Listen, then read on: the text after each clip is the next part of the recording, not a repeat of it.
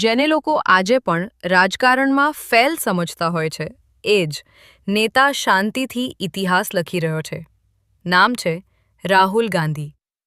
Fact 1. Indira Gandhi અને રાજીવ ગાંધીની હત્યા બાદ સુરક્ષા કારણોસર તેઓ અનેક વર્ષો સુધી નકલી નામથી સ્કૂલ કોલેજ ગયા.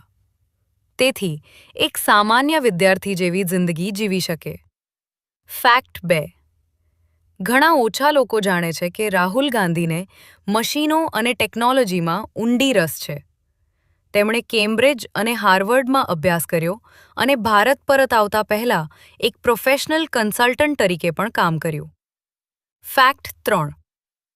2004માં સાંસદ બનતા પહેલા રાહુલ ગાંધીએ રાજકારણથી દૂર રહીને ગરીબ વિસ્તારોમાં ગુપ્ત સર્વે કર્યા, લોકોની જમીની સમસ્યાઓ સમજવા માટે.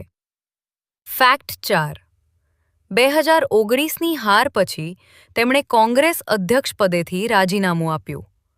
ભારતીય રાજકારણમાં સત્તા છોડવી દુર્લભ હોય છે.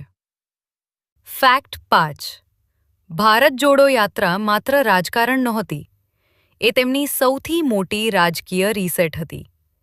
હજારો કિલોમીટર પગપાળા ચાલી તેમણે પોતાની છબી કરતાં વધુ દેશને સાંભળવાનો પ્રયાસ કર્યો, જેને તમે હળવાશથી લો છો.